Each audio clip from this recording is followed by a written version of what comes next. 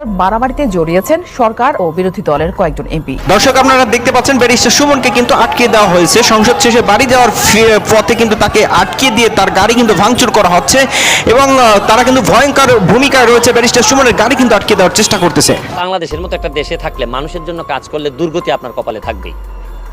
কারণ মানুষের জন্য কাজ করে বঙ্গবন্ধু সপরিবারে পৃথিবী থেকে বিদায় নিছে। বাংলাদেশে এটা আমি জেনেই মানুষের জন্য কাজ করি যে মানুষের জন্য কাজ করলে দুর্গতি বঙ্গবন্ধুর মতো এরকম, চার নেতার মতো এরকম আমারও কপালে থাকবে। তারপরে আমি একেবারেই পিছাচ্ছি না, কারণ আমার আগামীকালকে বা পরশুদিন আমার কেউ মেরে ফেললো কি। আসসালামু আলাইকুম। এইমাত্র পাওয়া তাজা খবর। এবার ব্যারিস্টার সুমন ভাই তিনি একটি ইন্টারভিউতে তিনি ব্যারিস্টার সুমন ভাইকে এবার সাক্ষাৎকার দিয়েছেন একজন সাংবাদিকের কাছে তিনি সাক্ষাৎকার দিয়েছেন। তো সাক্ষাৎকারে কি বলেছেন এটা আপনারা পুরো ভিডিও দেখলে বুঝতে পারবেন। ব্যারিস্টার সুমন ভাই ধুলাই খেয়েছেন বা তাকে যে মারা হয়েছে, মারার পরে তিনি এই সাক্ষাৎকার দিয়েছেন বা সাক্ষাৎকারে এসেছেন। তো এবার আসলে বিরোধী দল তাকে হামলা করেনি বা তাকে মারধর করেনি, এবার তার দলের লোকজনই তাকে মারধর করেছে বা তার উপরে হামলা করেছে। কারণ তিনি ভালো কাজ করতেছেন, আর এই ভালো কাজ যারা দুর্নীতি করে তাদের পছন্দ হয় না বা তাদের মন মতো হয় না।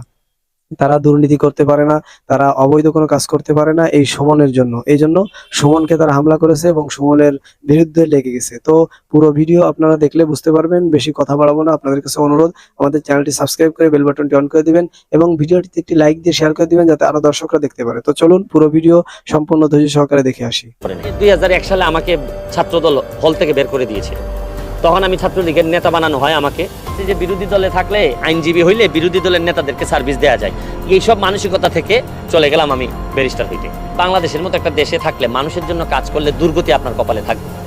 কারণ মানুষের জন্য কাজ করে বঙ্গবন্ধু সপরিবারে পৃথিবী থেকে বিদায় নিছে।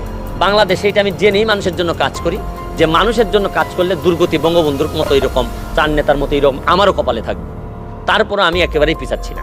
আগামীকালকে বা পরশুদিন আমার কেউ মেরে ফেললো কি আসে যায়, অলরেডি 43 বছর তো আমার হয়েই গেছে। আমি যদি নাও মারে আমারে তাও কতদিন বাঁচবো। আর 16-17টা কুরবানি ঈদ আছে, এ অনেক টাকা আপনারে ঘুষ দিতে চায়, সে তো থ্রেটটাও দিবে আপনাকে ওই লেভেলেরই। কিন্তু আমার কাছে এগুলো কাজ করে, ডাজন্ট ওয়ার্ক অন মি। আপনাকে বলছি যে সেন্সিটিভিটি অফ থ্রেট আমার মধ্যে কাজ করে না। আপনি হুমকি টুমকি দিয়ে আমার মধ্যে কাজ করেন। আমার মধ্যে দুইটা জিনিস নাই, একটা হচ্ছে কি টাকা পয়সা দিয়ে আমারে কন্ট্রোল করতে পারবেন না, আর একটা হচ্ছে কি মৃত্যুর ভয় দেখায় কন্ট্রোল করতে পারবেন। কে সম্মানিত হবে তার ফয়সালা হয় আসমানি, জমিনে কে নেতা হবে তার ফয়সালা হয় আসমানি। আমি তো আসমানে যিনি থাকেন তার জন্য, তাকে সন্তুষ্ট করার জন্য কাজ করি। মানুষ চায় আমি এইভাবেই কাজ করে যাই, কারণ চাই বলে যাই, হাজার মানুষ লক্ষ মানুষ চলে আসে। আমি যখন লন্ডনে থাকার কারণে আমার কোনো টাকা ছিল না, আমার বাবার লাশ যেহেতু আমি দাফন করতে পারি না, আমি দেখতেও পাই নাই, তখন আমার মনে হয়েছে যে আমি খুবই অসহায়, যে সম্পদ মানুষকে সুরক্ষা দেয় না। এই জন্য সম্পদের প্রতি আমার টান কমে গেল। আমার মনে হইলো যে মানুষের জন্য করে যাও, বিধাতা সিদ্ধান্ত নিবে তোমার কোন পর্যায়ে নিয়ে সম্মানিত করবে নাকি অসম্মানিত করবে। অভাব আমি সারা জীবনেই ছিলাম অভাবে, কিন্তু আমার স্বভাবটাকে নষ্ট করতে পারে না অভাব। আমার এলাকায় আমার জানাজার সময় মানুষ যেন আমার জানাজার দাঁড়াইয়া বক্তব্য দেওয়ার সময় বলতে পারে যে এই ভদ্রলোক এই এলাকার সন্তান, উনি জন্মের পরে এলাকাটা যেরকম পাইছিলেন মৃত্যুর আগে এর চেয়ে ভালো একটা এলাকা রেখে গেছেন। এইটুকু যদি আমি আমার জানাজায় শুয়ে শুনতে পারি, দ্যাটস এনাফ। একটা মানুষের জীবনে আর কি লাগে। এলাকার মানুষের আজন্ম গুলামি করব এই শপথ নিয়েই আমি লন্ডন থেকে দেশে সবকিছু থেকে বিদায় করে দিয়ে যদি রাস্তায় নামাই দেন, তাহলে টিউবওয়েল থেকে পানি নিয়ে এসে বালতির মধ্যে বলবো এলাকার মানুষের জন্য যাদের পানি দরকার আমার কাছ থেকে পানি নিতে পারে। এই সাউথ এশিয়াতে বহু দেশের ইতিহাস বদলাই দিছে ব্যারিস্টাররা। আমি এমপি হওয়া লাগবে কেন যদি না হই, আমি আমার যোগ্যতা দিয়ে, আমার সক্ষমতা দিয়ে আমার এলাকার ইতিহাস আমি বদলাই দিব। আমার প্রশ্ন হলো যে আপনাকে দলে ফেরত নেওয়াই হলো না। আমার বিষয়টা কি জানেন, স্বতন্ত্র বিদ্রোহ এগুলা করার জন্য একটা রিজন থাকে, ক্রেজিনেস থাকে যে আমি কোনোভাবে এখানের এমপি হইতে চাই। আমার তো এই ক্রেজিনেসটা নাই। আপনার এরকম দলে আনুষ্ঠানিকভাবে ফিরে যাওয়া কিংবা ক্ষমা প্রার্থনা করা কিংবা দলে আবার ফিরে আনুষ্ঠানিকভাবে ফেরার কোনো পরিকল্পনা কিংবা কোনো সুযোগ আছে কিনা? আমি আপনাদের শুধু দল হচ্ছে গিয়ে, দল যেটা ভালো মনে করবে, আমি যেহেতু দলটা করি, দল যেটা ভালো মনে করবে এটাই আমার সিদ্ধান্ত। দল আমাকে কোন সময় কোন জায়গায় নিবে এটা দলের সিদ্ধান্ত, কিন্তু আমি সবসময় দলের জন্য থাকবো। আমার পক্ষ থেকে যে কাজটা, এখন দল কখন আমার প্রয়োজন মনে করবে আমি রেডি আছি। আমাকে সাম্রাজ্য দিবে না এর মানে এই তো না আমি আমার বাবা বদলাই ফেলবো। তা আমাকে যদি কিছুতেও না দেন তাতে তো কিছু আসে যায় না, কারণ আমি তো এই পরিবারের সন্তান। পরিবারের সন্তান হিসাবে পরিবারকে প্রোটেক্ট করা আমার দায়িত্বের মধ্যে। আন্তর্জাতিক অপরাধ ট্রাইব্যুনাল থেকে পদত্যাগ করেছেন, তারপরে যুবলীগ থেকে একটা বিশেষ ঘটনায় আপনার কোনো আক্ষেপ আছে যে যুবলীগ থেকে যে আপনি পদত্যাগ করলেন একটা বিশেষ ঘটনায় শরীয়তপুরে একটা স্ট্যাটাস নিয়ে কেন্দ্র করে? আমার এইসব বিষয়ে কোনো আক্ষেপ নাই। মানে বঙ্গবন্ধু একটা কথা বলছিলেন যে আপনি রাজনীতি করলে নীতি থাকতে হয়, আর মুখে এবং বুকে একই কথা থাকতে হয়, দুইটাতে আলাদা কথা বলা যাবে। আমি কিন্তু চেয়ারের জন্য, পোস্টের জন্য, এমপি হওয়ার জন্য তো রাজনীতি করতেছি না। আমার কাছে মনে হয়েছে যে বঙ্গবন্ধুর আদর্শের সৈনিক হিসাবে আমার কাছে যেটা ভালো, যেটা মানুষের জন্য উপকার হয়, দেশের জন্য উপকার হয়, এই কাজগুলোই আমি করে যাচ্ছি। দেখেন, এটা একটা জার্নি। কোনো একটা পদে থাকা মানে আপনি 5 বছর পরে তো এমনি আমাকে সাবেক হয়ে যেতে হবে, কিন্তু এই জার্নিটাতে কখন আমি থাকবো, কখনো থাকবো না। যারা আমাকে যে কারণে নিয়েছেন তারা যদি মনে করেন প্রয়োজন এখন আপাতত নাই, তারা আমাকে ছেড়ে দিবেন, আমাকে আমার কাজ করতে দিবেন। আমি দেখেন এই যে যুবলীগে যখন নাই, তখনও তো যুবলীগ যে কাজগুলো করি, এই কাজগুলোই তো আমি করে যাচ্ছি। সিলেটের বন্যায়, ফুটবল, এগুলো তো যুবলীগেরই কাজ, বঙ্গবন্ধুর আদর্শেরই তো কাজ। এখন শুধু হচ্ছে কি আমার কাছে এই তকমাটা নাই যে আমি যুবলীগের কমিটিতে আছি কিনা।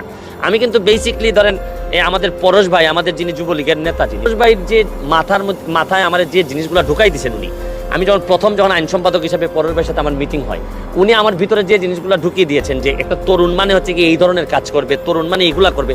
আমি কিন্তু বেসিকলি এই কাজগুলোই করে যাচ্ছি। হয়তো আমি একদম টেকনিক্যালি কমিটিতে আইন সম্পাদক হিসেবে বিভিন্ন জায়গায় পরিচয় দিচ্ছি না, বা এই জায়গাটা এখনো খালি আছে, কিন্তু আলটিমেটলি বঙ্গবন্ধুর আদর্শের যে কাজগুলা এবং নেতা, আমার নেতা যিনি ছিলেন, এখনো যিনি আছেন, ফজলে শামস পরশ ভাই, ওনার কাজগুলোই কিন্তু আমি করে যাই। এগুলো নিয়ে কোনো চিন্তা নেই। আমরা একটা বিষয় লক্ষ্য করলাম যে গুরু অপরাধে যাদেরকে দণ্ডিত করা হলো, বিশেষ করে সাবেক মেয়র জাহাঙ্গীরের কথা, তাকে আবার দলে ফিরিয়ে নেওয়া হচ্ছে।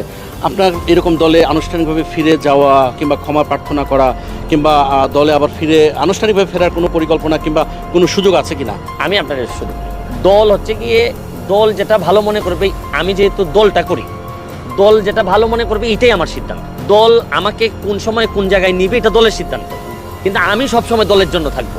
আমার পক্ষ থেকে যে কাজটা, এখন দল কখন আমার প্রয়োজন মনে করবে আমি রেডি আছি, দল যখন মানে প্রয়োজন মনে করবে দল আমাকে নিবে, কিন্তু আমি দলের জন্য সবসময় আছি। যেহেতু আমি বঙ্গবন্ধুর আদর্শের সৈনিক, বঙ্গবন্ধুর দলটাই করি, শেখ হাসিনার যেহেতু নেতা মানি, সুতরাং আমাকে কিছুতে দিক না দিক, শোনেন আমার বাবার তো আমি ছোট ছেলে, আমার ভাই হচ্ছেন গিয়ে আমার চেয়ে বড়, তো রাজ্য যদি হইতো আমার বাবার যে রাজ্য, এই রাজ্যের সাম্রাজ্য বা রাজা তো আমার ভাই, আমাকে সাম্রাজ্য দিবে না, এর মানে এই তো না আমি আমার বাবা বদলাই ফেলবো। তা আমাকে যদি কিছুতেও না দেন তাতে তো কিছু আসে যায় না, কারণ আমি তো এই পরিবারের সন্তান হিসাবে পরিবারকে প্রোটেক্ট করা আমার দায়িত্বের মধ্যে পড়ে। যেখানে আপনি যেই আলো বাতাসে আপনি এসএসসি পর্যন্ত পড়েছেন, বড় হয়েছেন, সেখানে আপনি অর্ধশতাধিকের বেশি নিজ উদ্যোগে স্বেচ্ছাসেবী হিসাবে ব্রিজ করেছেন, রাস্তা করেছেন, যেটা কোনো সরকারি সুযোগ সুবিধায় থেকে না। তো সেখানে প্রায় সহস্রাধিক গাছ লাগিয়েছেন, এই যে একটা জাগরণ তৈরি করেছেন। তো মানুষেরও তো একটা প্রত্যাশা আছে আপনাকে নিয়ে, নিশ্চয়ই সেটা আপনিও বলেন। দল তো ফিরিয়ে নেওয়াটা এখনো কোনো আলোচনায় নেই যে আপনাকে ফিরিয়ে নেবে কি নেবে না। আমার প্রশ্ন হলো যে আপনাকে দলে ফেরত নেওয়াই হলো না, নির্বাচনে আপনার কোনো ডাক পেলেন না, বিদ্রোহ তো প্রশ্নই আসে না। আমার কথা হচ্ছে যে আমার যে যোগ্যতা আছে, এই আদর্শ বঙ্গবন্ধুর আদর্শটাকে যদি আমি ধারণ করি, তাইলে আপনি মনে রাখবেন আমি অনেক এমপিদের চেয়ে অনেক শক্তিশালী হব কাজ করার ব্যাপারে। এমপি বানাইলেই যে আপনাকে আমি অনেক বেশি ডেলিভারি দিতে পারবো তা না। দল যারে ভালো মনে করবে তারে নমিনেশন দিবে। শুধু আপনি আপনার এলাকায় খুবই জনপ্রিয় হলেই তো হবে না, আপনাকে তো দলও বুঝতে হবে যে দলের জন্য আপনি পারপাস সার্ভ করতে পারবেন। স্বতন্ত্র বিদ্রোহ এগুলা করার জন্য একটা রিজন থাকে, ক্রেজিনেস থাকে যে আমি কোনোভাবে এখানের এমপি হইতে চাই।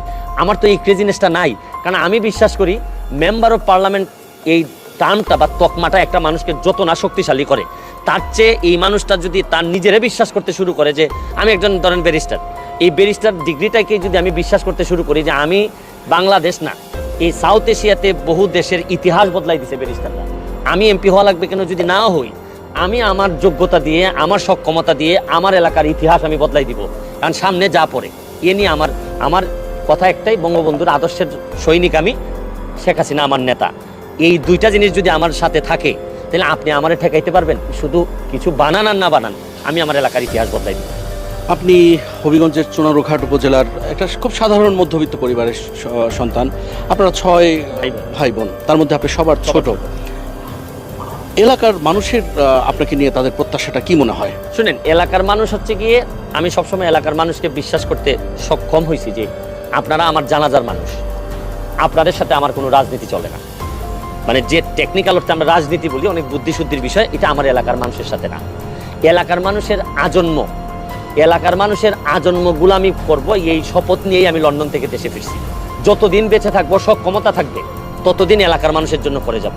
শারীরিক সক্ষমতা যদি না থাকে তাহলে হয় আমি বলছি যে হয় দেশ ছাড়বো নাহলে দুনিয়া ছাড়বো, কিন্তু এই এলাকার মানুষের ব্যাপারে কোনো কম্প্রোমাইজ আমার চলবে না। আপনি যদি আমাকে রাস্তায় নামাই দেন, আমাকে সব কিছু থেকে বিদায় করে দিয়ে যদি রাস্তায় নামাই দেন, তাহলে টিউবওয়েল থেকে পানি নিয়ে এসে বালতির মধ্যে বলবো এলাকার মানুষের জন্য যাদের পানি দরকার আমার কাছ থেকে পানি নিতে পারেন। দিস ইজ এতক্ষণ আপনারা ধৈর্য সহকারে পুরো ভিডিও দেখেছেন। তো ব্যারিস্টার সুমন ভাই একজন খুবই ভালো লোক, ভদ্রলোক, সভ্যশান্ত, বা তিনি একজন সুনাগরিক বা বাংলাদেশের একজন ভালো নাগরিক, যিনি বাংলাদেশের কোনো ক্ষতি করেন না বা বাংলাদেশের অর্থ সম্পদ লুটপাট করেন না, বা একজন সৎ এমপি বললে চলে। তো তিনি যে কাজগুলো করতেছেন তিনি প্রশংসার দাবিদার হয়েছেন। তারপরও যারা দুর্নীতিবাজ, লুটপাটকারী, তারা তার পিছনে লেগে গেছে এবং তাকে হত্যার শিকার, মানে তাকে হত্যার চেষ্টা করতেছে, মারার চেষ্টা করতেছে, ষড়যন্ত্রে বিভিন্ন ধরনের জাল পেতে রেখেছে যাতে সুমন ভাই ওই জালে পেঁচে যায়। তো এই পুরো ভিডিও দেখেছেন, দেখে আপনাদের কাছে কেমন লেগেছে অবশ্যই কমেন্ট সেকশনে জানাবেন। তো এই ধরনের আলোচিত, সমালোচিত, ভাইরাল আপডেট এবং রাজনৈতিক বিশ্লেষণমূলক ভিডিও সবার আগে পেতে আমাদের চ্যানেলটি সাবস্ক্রাইব করে আমাদের পাশে থাকবেন। আপনাদের সাথে দেখা হবে, কথা হবে অন্য কোনো গুরুত্বপূর্ণ টপিকস বা ভিডিওয়। সে পর্যন্ত সবাই সুস্থ থাকবেন, ভালো থাকবেন। আল্লাহ হাফেজ।